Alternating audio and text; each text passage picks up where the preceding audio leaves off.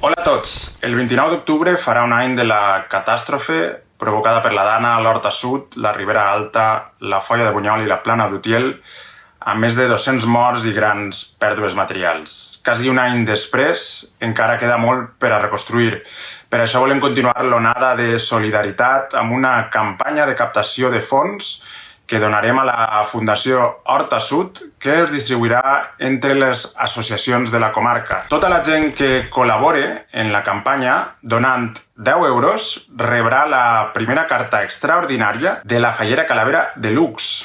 La Fallera Calavera Solidària, una carta que para els efectes de la riuà i substituís l'antic Tribunal de les Aigües. La campanya es llançarà a l'octubre a Verkami, però ja la podeu seguir des d'ara amb este codi QR per estar al dia.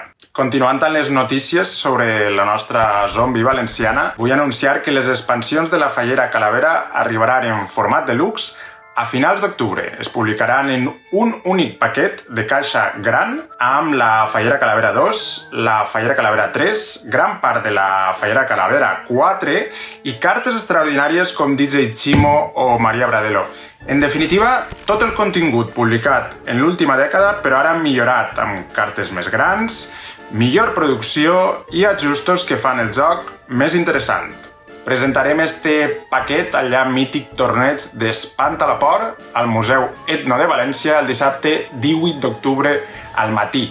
La primera ronda es jugarà amb el joc base Deluxe i les següents amb les noves expansions. Encara no estaran publicades, així que serà la millor manera de descobrir-les en primícia. Si voleu preparar-vos per a competir, no patiu, perquè mostrarem les actualitzacions de les cartes a partir de setembre.